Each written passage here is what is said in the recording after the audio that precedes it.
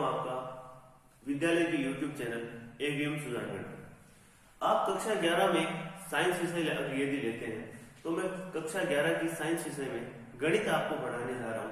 और गणित के अंदर कक्षा 11 की जो गणित है, एक तरीके से देखा जाए तो कक्षा 12 की तुलना में थोड़ी सी हार्ड है, लेकिन उसको पढ़ने में मजा आता है क्योंकि काफी नई नई चीजें आपको सीखने को मिलती है। कक्षा 12 की गणित इसलिए आसान हो जाती है, यदि विद्यार्थी कक्षा 11 में गणित को अच्छे से पढ़ता है तो उसे 12 में बहुत आसान लगेगी, और यदि वो 11 में लापरवाही करता है और नहीं पढ़ता है तो उसे कक्षा 12 में भी वही परेशानी होगी जो कक्षा 11 में होती है। ऐसा नहीं है कि कक्षा 11 की गणित बहुत हार्ड है या ऐसा कुछ है, बहुत आसान है, पर आपको उसको आसान बनाना पड़ेगा, आपको उसकी थोड़ी प्रैक्टिस करनी पड़ेगी। तो अब मैं आपके लिए कक्षा 11 में गणित में सबसे पहले त्रिकोणमिति पढ़ाने जा रहा हूं। और त्रिकोणमिति के अंदर आपने अभी तक जो पहले पढ़ रखा है, मैं उसी के बारे में आपसे थोड़ी चर्चा करता हूं कि आपने अभी तक क्या क्या पढ़ रखा है। आपको कुछ याद दिलाने की कोशिश करता हूं कि आपने अभी तक ये पढ़ रखा है। आपने कक्षा 10 में त्रिकोणमिति के कुछ फॉर्मूले पढ़े थे। यदि वो आपको याद है तो वो बहुत अच्छी बात है कि आपको याद है, और यदि आपको याद नहीं है तो उनको एक बार थोड़ा सा रिवाइज कीजिए, आपको याद आ जाएंगे वो। कि सबसे पहले अपन ने पढ़ा था साइन थीटा ये बराबर होता है 1 अपॉन कोसेक थीटा के। दूसरा अपने पास फॉर्मूला होता है कोस थीटा का। इसी प्रकार कोस किसके बराबर होगा? 1 अपॉन सेक थीटा की। इसके बाद साइन कोस के बाद बात आती है टेन थीटा की। टेन थीटा किसके बराबर था? टेन थीटा बराबर था आपका या तो sine theta by cos theta के, और या फिर ये बराबर होता है 1 अपॉन कोट थीटा के। इसके बाद साइन कोस टेन, इसके बाद आती है कोट की बारी। तो कोट थीटा किसके बराबर होता है? कोट थीटा बराबर होता है कोस बटा साइन या 1 अपॉन टेन की। इसके बाद बारी आती है सेक थीटा की। तो सेक थीटा किसके बराबर होगा? 1 अपॉन कोस के। और कोसेक थीटा किसके बराबर होगा? 1 अपॉन साइन के। यह आपने कक्षा 10 में पढ़ रखा है। अब इसके अलावा आपने 3 सरल समीकरण भी पढ़ी थी कि वो 3 सरल समीकरण कौन सी थी। अब उन सरल समीकरणों को यदि वो आपको याद है तो बहुत अच्छा है, वरना उनकी एक छोटी सी ट्रिक है, उनसे आप उनको याद रख सकते हैं। अब उनको कैसे लिखना है ये देखिए। सबसे पहले अपने पास है साइन थीटा, दूसरा आता है कोस थीटा, तीसरा आता है टेन थीटा, फिर आता है कोट थीटा, उसके बाद आता है सेक थीटा, और उसके बाद आता है कोसेक थीटा। इसी क्रम में अपन थीटा को याद रखते हैं, तो मैंने उनको उसी क्रम में लिख दिया, sine cos tan cot sec और कोसेक। इन 6 को अपन एक क्रम में लिख दिया। अब सभी के ऊपर आप स्क्वायर लगा दीजिए कि ये sine square, cos square, tan square, sec square, cot square और कोसेक स्क्वायर, सब पे अपन ने स्क्वायर लगा दिया। अब आपको जहां जहां खाली जगह दिख रही है वहां लिख दीजिए 1। Sine square plus cos square बराबर 1, 1 प्लस टेन स्क्वायर बराबर सेक स्क्वायर, और 1 प्लस कोट स्क्वायर बराबर कोसेक स्क्वायर। ये 3 आपकी सरल समीकरण थी। पहली थी sine square plus cos square बराबर 1, दूसरी थी 1 प्लस टेन स्क्वायर बराबर सेक स्क्वायर, और तीसरी थी 1 प्लस कोट स्क्वायर बराबर कोसेक स्क्वायर। इसके बाद ये तो बात हुई कक्षा 10 में आपने जो पढ़ रखा है। इनके अलावा आपने कुछ फॉर्मूले भी पढ़ रखे हैं कि साइन 90 माइनस थीटा, कोस 90 minus theta, ten 90 minus theta, इस प्रकार के आपने मान भी पढ़ रखे हैं।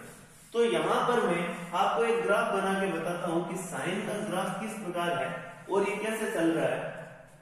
अपन साइन थीटा के मान लिख लेते हैं कि साइन थीटा 0, 30, 45, 60 और 90, ये अपने पास साइन के मान है।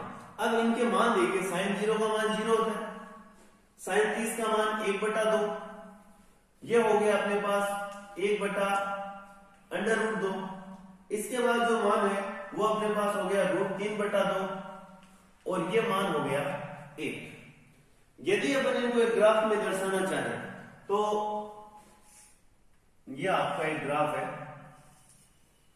यहां पर है अपना 0, यहां पर है +1 और y पे ये अपना अक्ष है -x डैश, इस प्रकार y डैश या माइनस का y, यहां पर है अपना 1। अब देखिए ये 0, ये मान अपने पास आएगा 0। दूसरा मान यदि अपन देखें 1/2, इधर अपन थीटा के मान को लेकर चलते हैं कि ये अपने पास मान आएंगे तो 1/2। अब 1/2 इससे थोड़ा सा आगे होगा 1/2, इसके बाद 1/√2, 1/√2 इससे भी बड़ा मान है तो थोड़ा और आगे होगा √3/2, ये थोड़ा और आगे, और 1 यहां पर। तो जो साइन का ग्राफ है वो इस प्रकार चलेगा, यहां तक आ गया अपने पास, और ये साइन 90 की वैल्यू है, साइन 90 की वैल्यू आ गई अपने पास 1। अब ये इसको अपन लिख लेते हैं π/2। ये अपने पास 30 का मान था, 45 का मान आया, 60 का मान आया और 90 का मान आ गया। ये अधिकतम मान आ गया अपने पास इसका 1। अब देखिए इसके बाद क्या होगा, जब आप इससे आगे के चतुर्थांश में चलेंगे तो ये मान डिक्रीज होते हुए जब पाई आएगा, पाई यानी कि 180 आएगा, तो ये मान वापस अपना आ जाएगा 0 पर। और इसी प्रकार ये साइन के मान चलते जाते हैं, एक ग्राफ के अंदर एक वेव बन जाती है। तो ये थे अपने पास साइन के मान। इसी प्रकार आगे सारे ग्राफ आएंगे, पर अपन इससे पहले एक दूसरी चीज देखते हैं कि ये जो मान है, अभी आपने कभी तो π/2 लिखा और कभी 90 डिग्री लिखा, तो इनका क्या काम है, तो कोण मापने की कुछ पद्धतियां होती है, कोण मापन की पद्धतियां, कोण मापन की पद्धति। अब कोण मापन की पद्धतियां क्या क्या है, उनमें देखिए कोण मापने के लिए सबसे पहले जिस सिस्टम को अपन काम में लेते हैं ये होता है डिग्री सिस्टम। डिग्री सिस्टम जो आप लिखते हैं 0 degree, 30 degree, 45 degree, 60 degree, 90 degree, यानी ऊपर आपने जो ये डिग्री लगा दिया ये है डिग्री सिस्टम। इसके बाद दूसरा सिस्टम है वो होता है रेडियन। रेडियन का अर्थात कोण को पाई के रूप में व्यक्त करना कि ये π/2 है, π/3 है, π/4 है, π/5 है, इस प्रकार के रूप में व्यक्त करना, ये होता है रेडियन। तीसरा जो सिस्टम है वो होता है ग्रेडियन। ग्रेडियन को कोण लिखकर ऊपर इस प्रकार व्यक्त करते हैं। ये ग्रेडियन सिस्टम अपने बुक में नहीं है, अपन इसका यूज नहीं करते, अपन केवल इन दो का यूज करते हैं। बस ग्रेडियन सिस्टम का आपको पता होना चाहिए कि इसको इस प्रकार निरूपित किया जाता है। अब अपन देखते हैं डिग्री और रेडियन में किस प्रकार से संबंध है।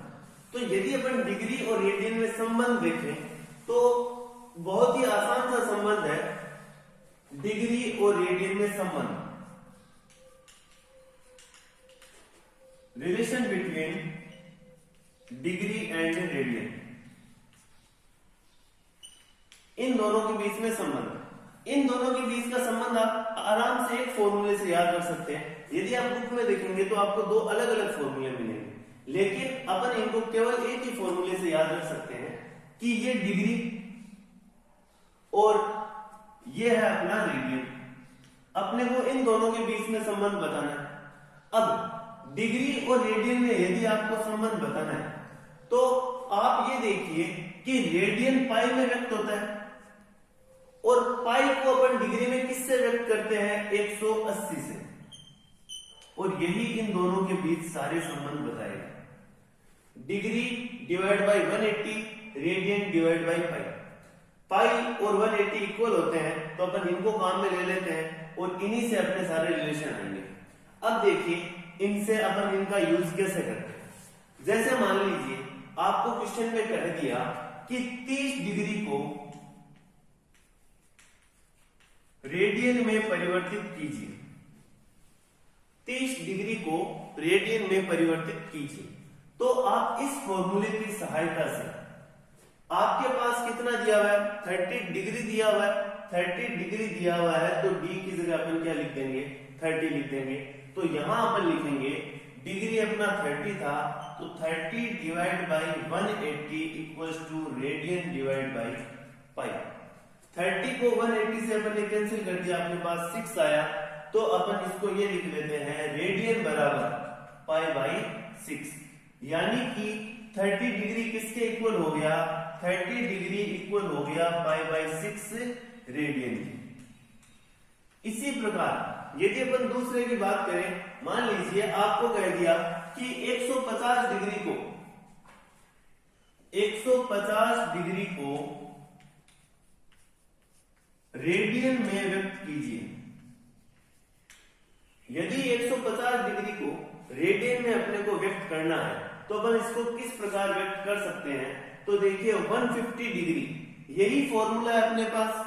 डिग्री की जगह अपन ने क्या कर दिया 150 डिवाइड बाई 180 और बराबर है रेडियन डिवाइड बाई पाई। ये कैंसिल हो गए, यहां अपन ने इनको 3 से काटा 5 और ये आ गया 6। तो यहां पर रेडियन बराबर क्या आ गया 5 पाई बाई 6। तो 150 डिग्री किसके इक्वल हो गया 150 डिग्री इक्वल हो गया 5 पाई बाई 6 रेडियन। अब आपको दूसरे इस प्रकार कहा जाए कि रेडियन दिया हुआ हो और उसे डिग्री में परिवर्तित करना। रेडियन दिया हुआ हो और उसे यदि अपन डिग्री में परिवर्तित करते हैं तो भी अपन यही फॉर्मूला यूज में लेंगे। तो वो फॉर्मूला किस प्रकार यूज में लेंगे, मान लीजिए आपको कह दिया पाई बाई 3 रेडियन को डिग्री में व्यक्त कीजिए। पाई बाई 3 रेडियन को डिग्री में व्यक्त कीजिए। अब देखिए आपको यहां पर इस फॉर्मूले में किसका मान मिला, अपने को यहां पर मान मिला रेडियन। यदि अपने को यहां पर रेडियन का मान मिलता है तो अपन यहां पर कितना रेडियन अपने को दिया हुआ है पाई बाई 3, उस पाई बाई 3 को अपन यहां रखेंगे। तो डिग्री डिवाइड बाई 180 बराबर रेडियन की जगह कितना पाई बाई 3, तो ये अपन ने लिख दिया पाई बाई 3 और यहां पर पाई पहले से, पाई और पाई को अपन ने कैंसिल कर दिया। तो डिग्री बराबर क्या आया 180 डिवाइड बाई 3 यानी कि 60 डिग्री। तो आपका पाई बाई 3 रेडियन किसके बराबर हुआ 60 डिग्री के। इसी प्रकार आप अन्य को भी चेंज कर सकते हैं। अगर आप अपन आपकी बुक देखेंगे तो उसमें जो दो फॉर्मूले लिखे हुए हैं उनमें इस प्रकार लिखा हुआ है कि डिग्री बराबर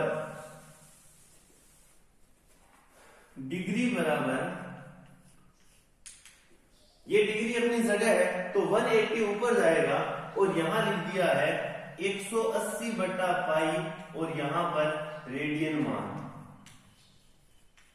दूसरा फॉर्मूला यदि आप देखेंगे तो उसमें आपको ये कहा है रेडियन मान बराबर,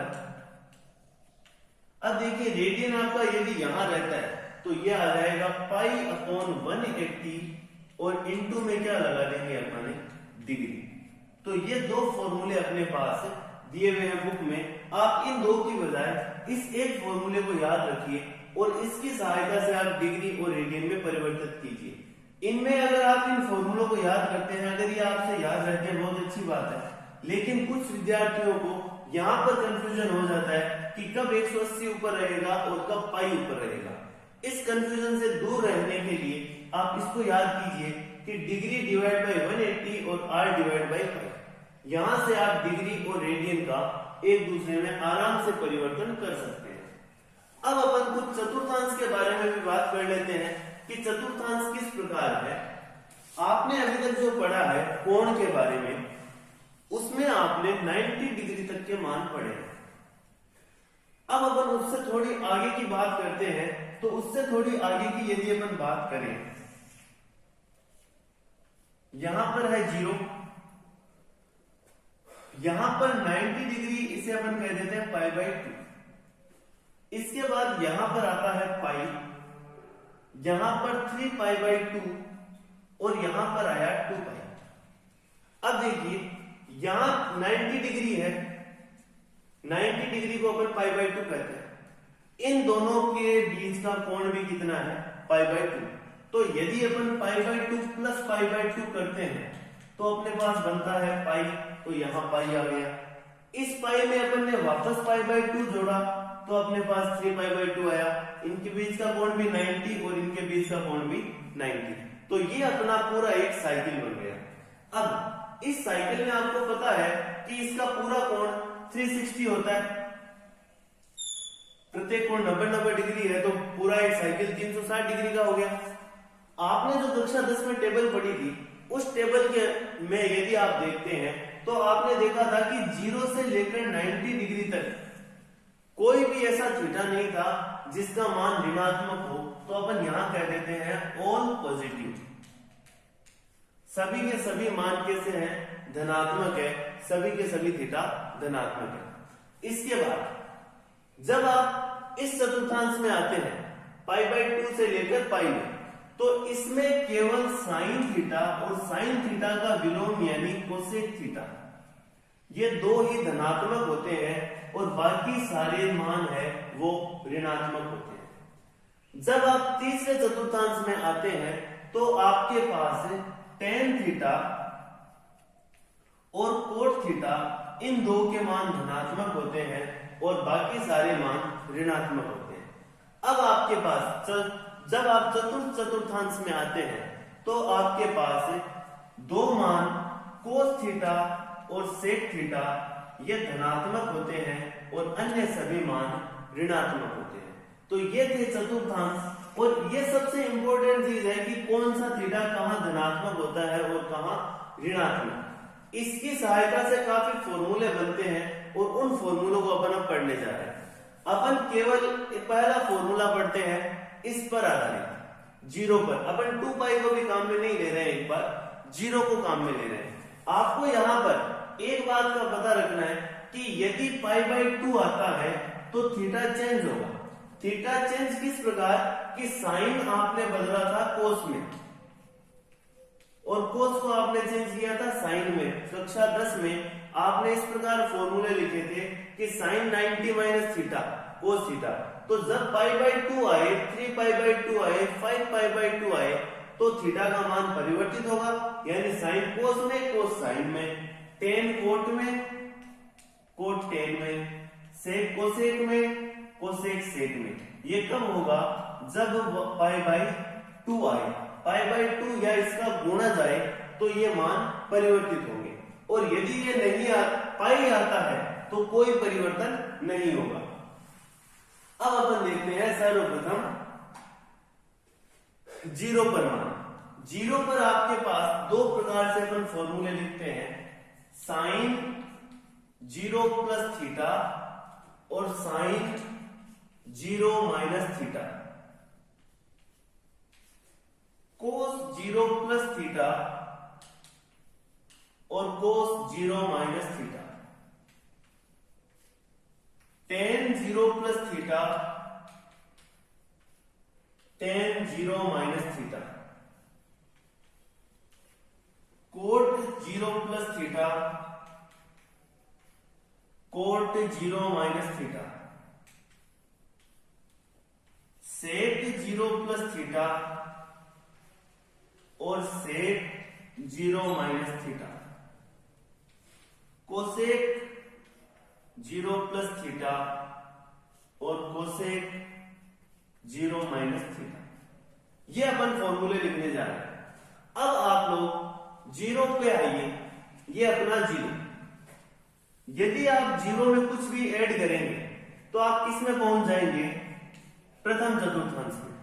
ये अपना प्रथम चतुर्थांश है, ये द्वितीय है, ये तृतीय है और ये चतुर्थ है।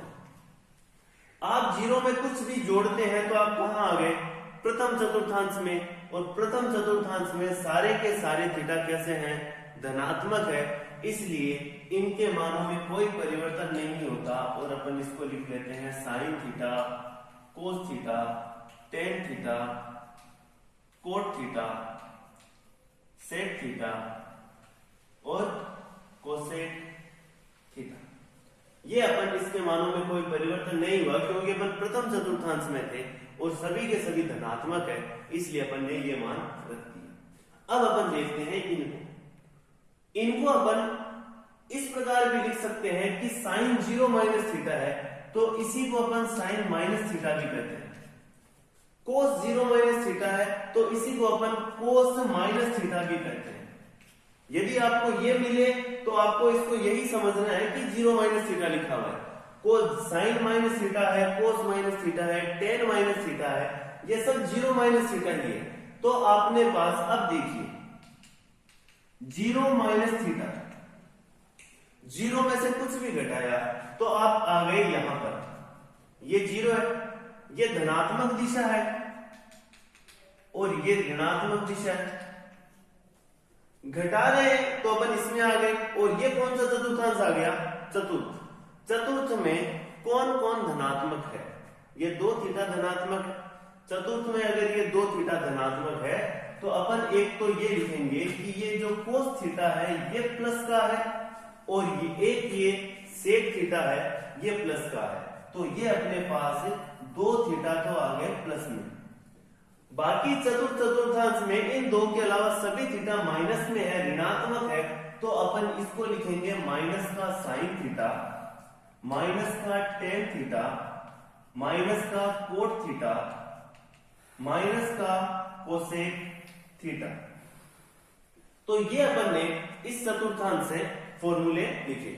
अब आप यहां से ये भी देख सकते हैं कि ये जो π/2 है इससे भी आपके लिए इधर फॉर्मूले होंगे और इधर भी होंगे।